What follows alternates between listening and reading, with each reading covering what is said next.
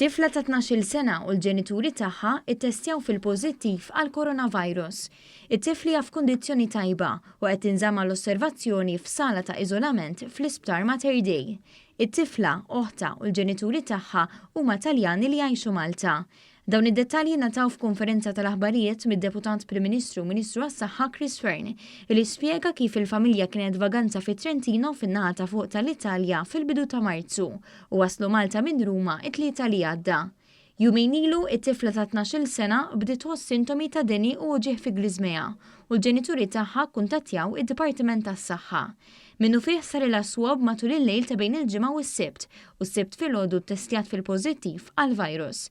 Aktar tard matul il-jum saru aktar testijiet u l-ġenituri tat-tifla wkoll irriżultaw fil-pożittiv għall-coronavirus. Kemm iż-żewġ tibniet kif ukoll il-ġenituri segwew il-pariri tad-Dipartiment tas-Saħħa u kif waslu minn Ruma żammew lilhom infushom fi kwarantina.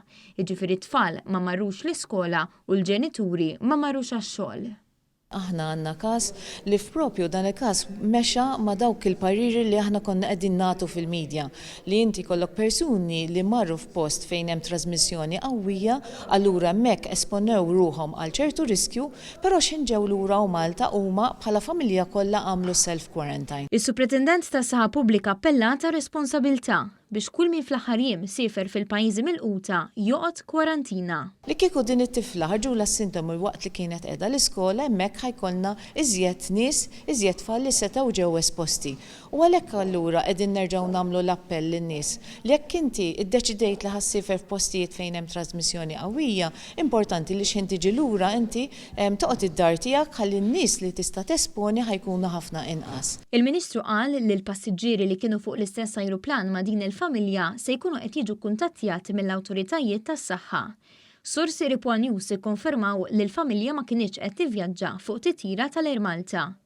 Mistoqsi jekk għandhomx jitwaqfu titjiriet minnu lejn l-Italja, il-Ministru qal li skont ir-rakkomandazzjonijiet tal-Għaqdiet internazzjonali fosthom miċ-Ċentru Ewropew għall Prevenzjoni u Kontroll tal-Mart, it-titjiriet m'għandhomx għalfejn jitwaqfu. Spjega li l-Gvern ilu xhur jaħdem fuq pjanta tħejjija u qed isir screening tal-passiġġieri kollha li jitlu f'pajjiżna. Sa issa saru 323 swab fuq passiġġieri.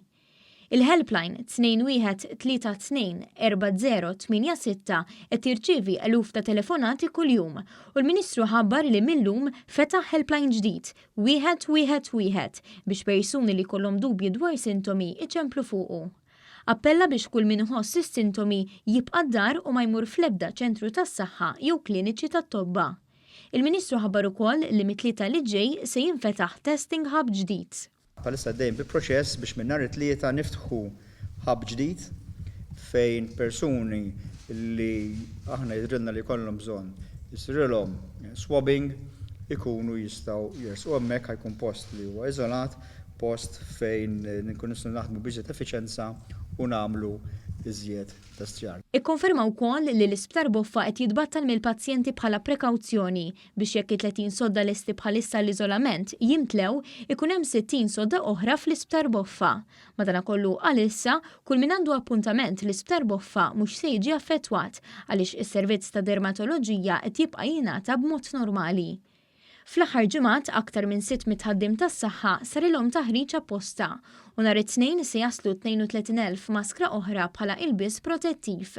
Il-Ministru spjega li l-Unjoni Ewropea se tibda proċess ta' ġudikazzjoni biex tħaddem mekkaniżmu li l-Unjoni Ewropea tixtri l-ilbies protettiv u jintuża fl-Ewropa skont il-ħtieġa. Se jibda wkoll proċess għal meta jkun hawn vaċċin fis-suq biex tkun il-Kummissjoni Ewropea li tixtri u tqassam skont il-ħtieġa tal-Membri Stati Ewropej.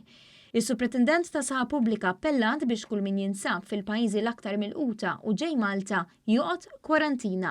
Nerġgħu nappellaw li dawk in-nies li beħsiebhom isifru għal postijiet fejn hemm ħafna trasmissjoni fejn qegħdin naraw li għandek iċ-Ċina, Singapore, Ġapan u l-Italja ta' fuq, importanti li jekk mhux vera bżonn aħjar jevitaw li jmorru għaliex hemmhekk hemm trasmissjoni għaddejja allura r-riskju huwa li persuna jista' jaqbdu. Intant, fi-stqarrija l-Ministeru għal-Għawdex qal li sa issa kull test li sar f'Għawdex għall-coronavirus irriżulta fin-negattiv. L-Isptar Ġenerali Tgħawdex qed jaħdem jitfit mad-Dipartiment tas-Saħħa Pubblika biex jassigura li l-miżuri kollha li jittieħdu għal Malta ikunu applikati f'Għawdex ukoll. Il-Ministeru spjega li l-Go Channel qed jieħu l-prekawzjonijiet kollha meħtieġa biex ma jinxtiritx il-virus fejn ġew installati numru sostanzjali ta' sanitizers fit-terminals u fuq il-vapuri. Ingħatat ukoll direzzjoni biex ma tintużax l-arja kkundizzjonata fuq il-vapuri u minflok jinfetħu l-bibien għal ventilazzjoni naturali. Fl-eventwalità li pazjent f'Għawdex jirriżulta pożittiv għall-virus, dan jinġib Malta b'mod sigur kemm għall-pazjent, għall-ħaddiema kif ukoll għall-pubbliku.